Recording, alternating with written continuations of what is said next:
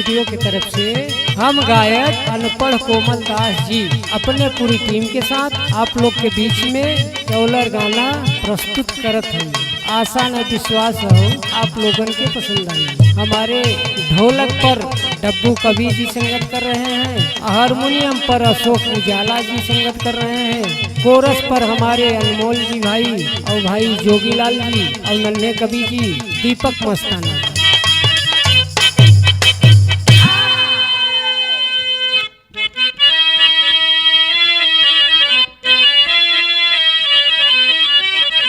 हाय रामा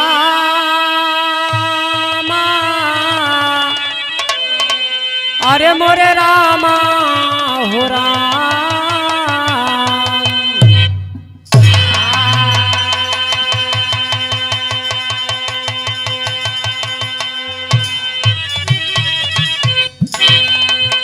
वीर रस का गाना बा मास्टर कैसे बेटा।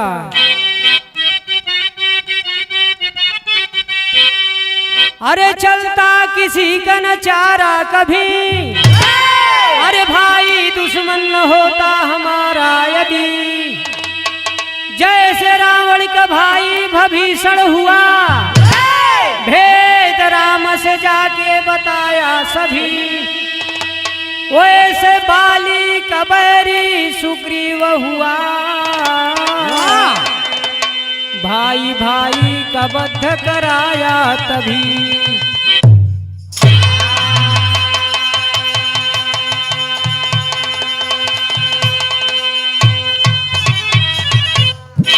ये भैया कहे हैं घर फूटा गंवार लूटा, आपन फूट बड़ा गड़बड़ होता भैया डब्बू।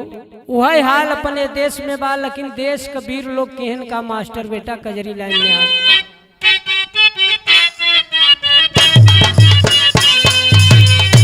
काहे का कर सकता भैया का कर सकता, का कर सकता अकबर राणा संघ लड़ैया हो दैया अपना भाई बन गया।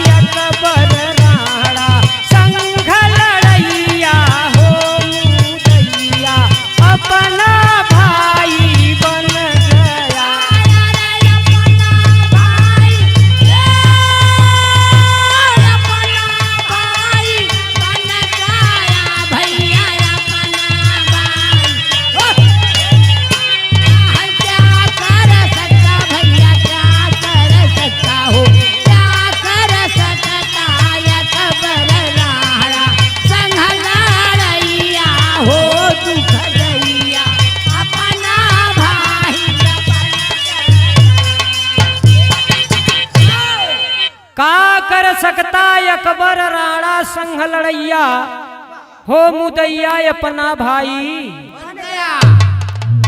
कवि जी भाव दिहन कैसे मास्टर। अरे खबर बादशाह गईले पाई, अरे घोड़ा हाथी असाया न सजाई,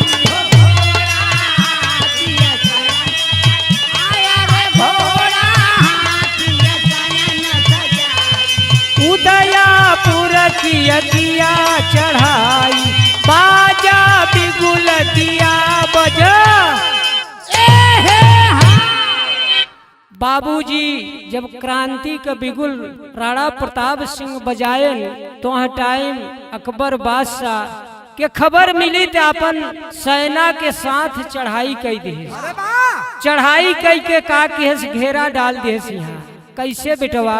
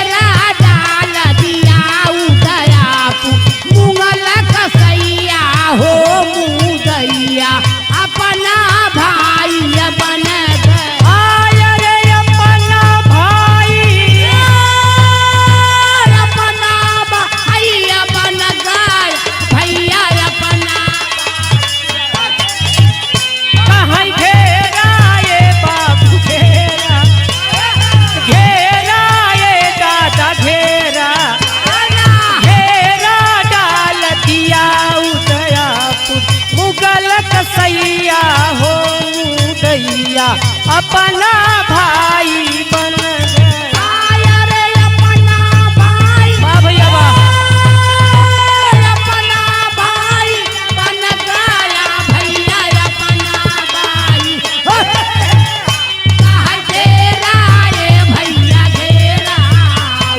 घेरा डाल दिया उदया मुंगल कसैया हो मुंगैया अपना भाई बन गया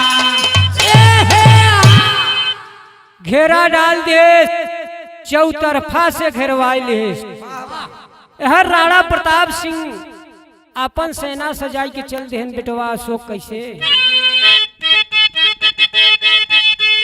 अरे छपक छपक तलवारे बोली अरे चलने लगी धड़ा धड़ गोली हो चलने लगी धड़ाधड़ अरे चलने लगी धड़ाधड़ गोली टूट परी मुगलन की टोली खेल वीर खून की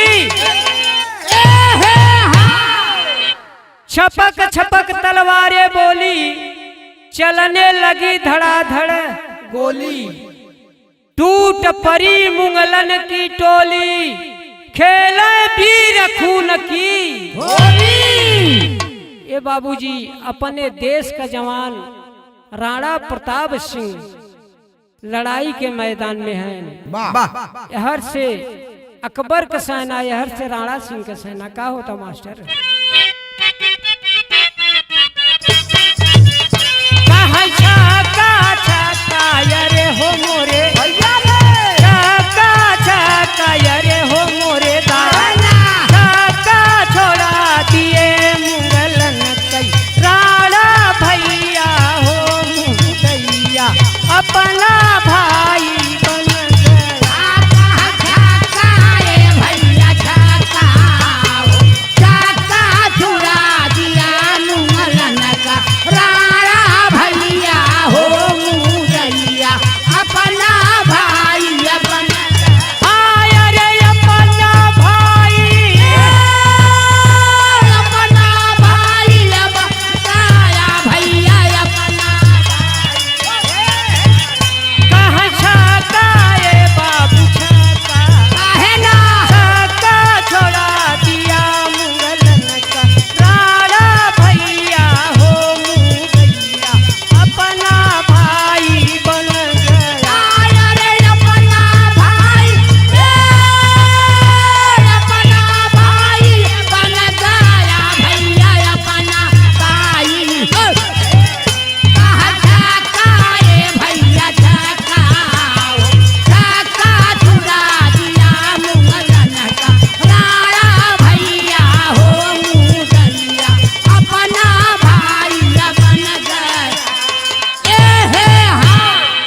महाराणा प्रताप सिंह चेतक पर सवार होई के और छाटत काटत मुगलन का सर उतारत आगे बढ़ा जात हैं बाबूजी शक्ति सिंह राणा प्रताप का भाई ई से जौन कवि जी पहले लिख देन कि चलता किसी के नचारा कभी वही शक्ति सिंह जाय के मुगलन के ओरी होई के भेद बताए और छिप के वार पीछे से चेतक पर किहेस राणा घायल होई के गिर गए जब यहर से मुंगली सेना घेरे चाहे लेकिन शक्ति सिंह के वह टाइम याद आ गया करे बापरे याद तो भाई हमार मराई जाए भाई कदा आंसू झरझर बहत बा और जाय के राणा सिंह के सामने रोवत हैं कैसे मास्टर गीत बा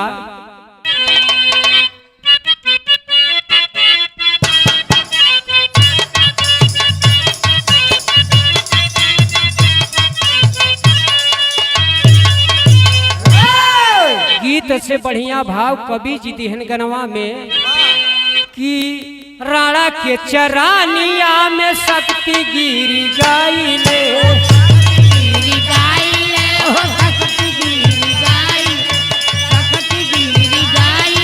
हो सकती गिरी गाइले चरण में गिर के रोता अरे राणा लिहल गोद में उठाई बीरना रे रोई गरवा में गरवा मिलाई बीरना हो रोवे गरवा में गरवा मिलाई बीरना हो रोवे गरवा में गरवा मिलाई बीरना रोवे गरवा गरवा। सारी सेना खड़ी बा देखा था दृष्ट के कि आखिरी दोनों भैया अब हैं कैसे रहन अब कैसे हो गए। शक्ति सिंह कहते हैं भैया हमार घोड़ा ले ले तू निकल जाए से।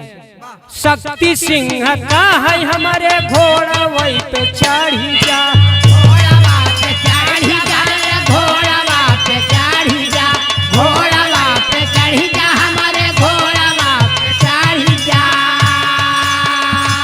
आहरे लई के जनवा जाते तू पराई बीरना रे रोई गरवा में गरवा मिलाई बीरना रोवे गरवा में गरवा मिलाई बीरना रोवे गरवा में गरवा।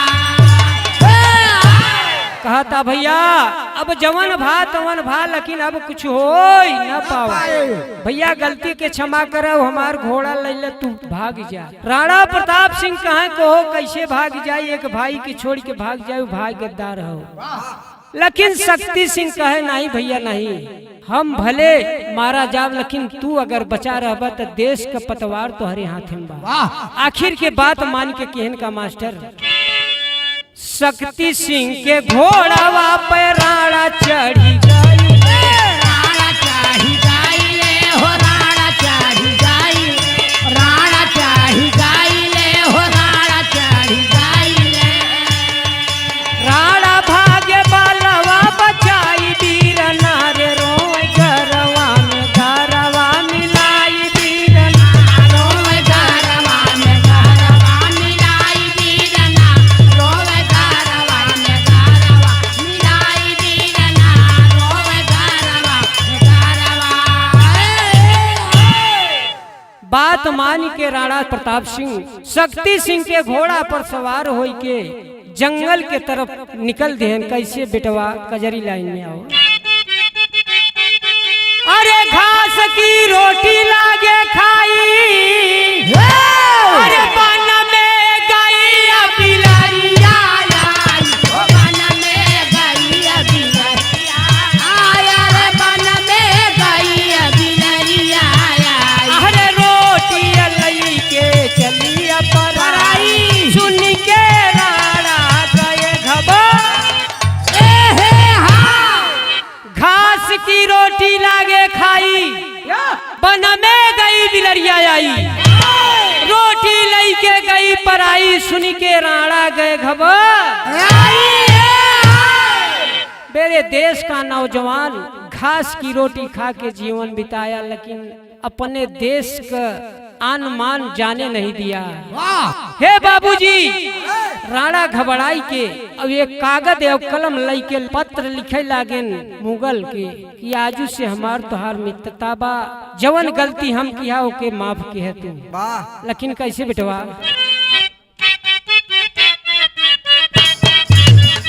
लिखते लिखते अरे हो मोरे लिखते पात्र बना के संगी सोची पैया हो दैया अपना भाई बन गया। कहाँ लिखते ये भैया लिखते आओ लिखते पात्र बना के सोच भैया हो दैया अपना भाई बन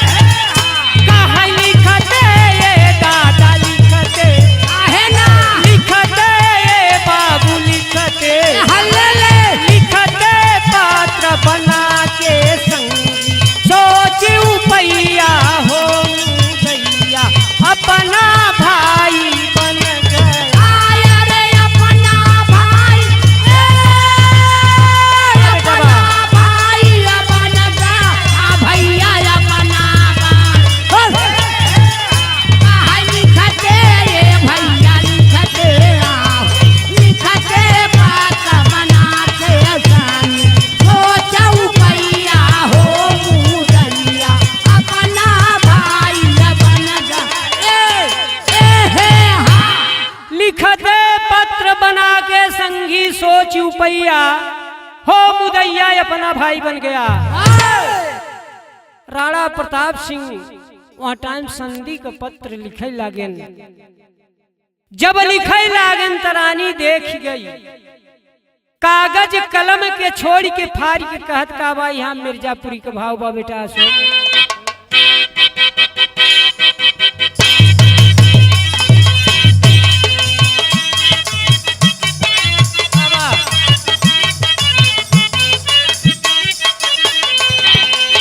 गीत से बढ़िया ई चौलर में कवि जी भाव देन। ई देखा हमारे देश कवि रागना यही से कहे हैं कि हिंदुस्तान की कोई मट्टी हो या कोई जीव हो, अपने देश के आन मान पर न्यौछावर कर दे अपन जिंदगी। उ रानी कहता कैसे, रानी राजा से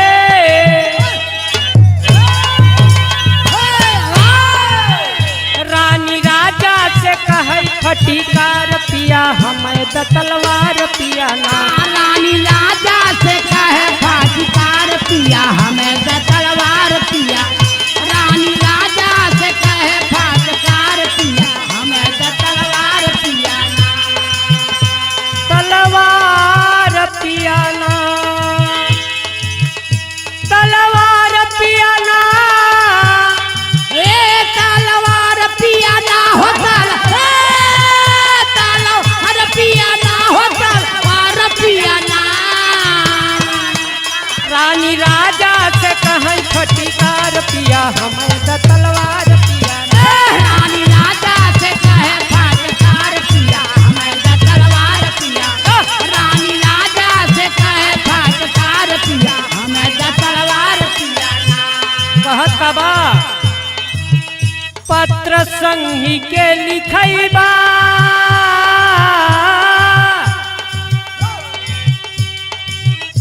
सब वीरन के नाक कटैबा।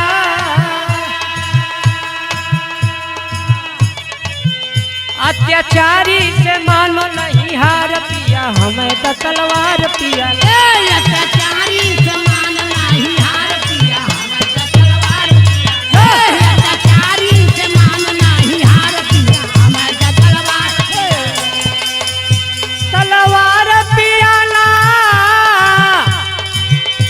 तलवार पिया ना,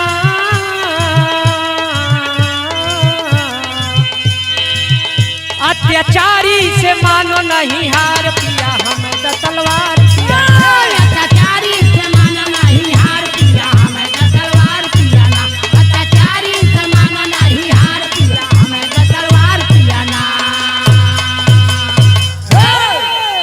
कहता अत्याचारी से हार माने के नहीं न, अब तुहार हो गई बात हमें तलवार दे दे, हम चली के लड़ब।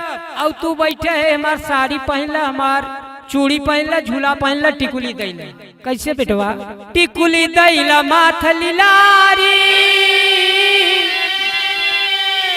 अरे तन पर पहना सुंदर साड़ी। अरे चला रण में देख वीरता हमार पिया हमें द तलवार। चला रण में देख वीरता हमार पिया हमें द तलवार पिया। चला रण में देख वीरता हमार पिया हमें द तलवार पिया ना। तलवार पिया ना, तलवार पिया ना, चल रण में देख वीरता हमार पिया हमें द तलवार पिया। अत्याचारी को पिया हमार पिया हमें द तलवार पिया ना। वीरता हमार पिया हमें द तलवार पिया ना। कहता कि तलवार दे दे, हमार पोशाक पहन ले, बैठे तू घरे में, हम चलब। गाना के अंतिम लाइन बा अशोक बेटा, कैसे प्रमाण देता है भारत के वीरांगना के, बताओ बता।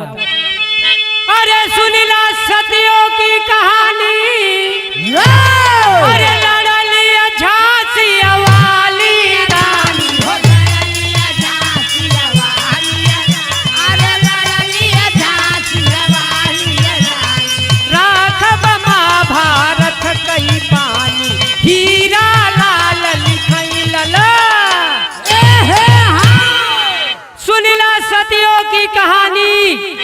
लड़ली झांसी वाली रानी, राखब महाभारत का पानी, हीरा लाल लिखे लला।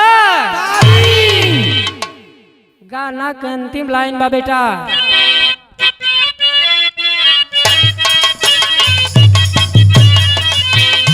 कहीं पंचम ये दादा, हाय हो कहीं पंचम ये बाबू, हाय हो